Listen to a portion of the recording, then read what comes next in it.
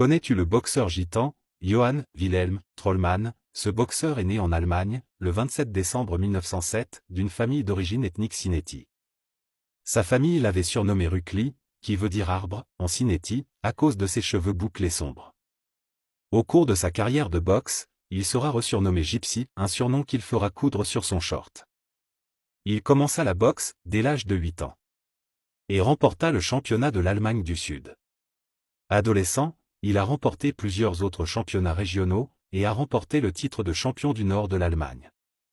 En 1928, il participe à la sélection pour les Jeux olympiques d'Amsterdam, dont il a ensuite été exclu, car il était Sinéti, ne pouvant pas représenter l'Allemagne aux Jeux olympiques. La presse ne l'aimait pas, à cause de ses origines, il était critiqué pour son style, tout à fait nouveau, avec des esquives très rapides, le tout en dansant. En 1929, il se tourna grâce à son manager, le dénommé Ernst Zierzo, à une carrière professionnelle. Ses débuts à Berlin, comme boxeur professionnel commencent donc en 1929, dans une rencontre avec Willy Bolz, qu'il remporta. En 1930, il a participé et a gagné 13 matchs d'affilée dans toute l'Allemagne. En 1932, il a combattu seul contre deux, le meilleur boxeur moyen, ainsi que le poids lourd léger. Il est devenu un personnage important dans le scénario de l'ère de la boxe allemande.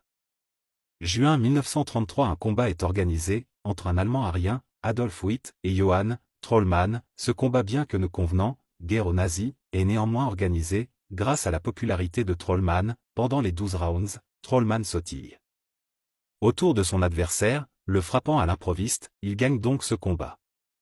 Cependant, le comité sportif déclare un match nul, ce qui révolte les spectateurs, qui se lèvent en huant le jury, en protestant et en menaçant de tout casser dans la salle. Finalement, le comité cède et accorde à Trollmann le titre de champion des mi-lourds. Dès le lendemain, la revue Box Sport publie un article insultant sur Trollmann, disant que ses coups de poing n'étaient pas allemands, qu'il fait plus de théâtre que de sport sur le ring, et qu'il montre une imprévisibilité de tzigane. Une semaine plus tard, il est déchu de son titre, et sa carrière est brisée. Mais il n'en reste pas là, de colère il se teint les cheveux en blond, avant de se rendre à une autre compétition, où il ne sautille pas autour de son adversaire, mais reste planté, comme un chêne, au milieu du ring, encaissant tous les coups. Jusqu'au 5e round où il fut mis KO couvert de sang, et exclu du sport. Ce fut la fin de sa carrière de boxeur. Quelques années plus tard, il est enrôlé en 1939, dans l'infanterie, sur le front de l'Est.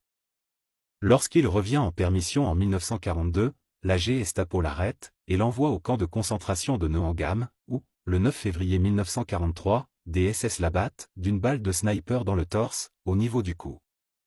Un héros parmi tant d'autres, ce que l'on ne peut lui reprocher c'était son talent certain, pour la boxe, et son courage face aux nazis.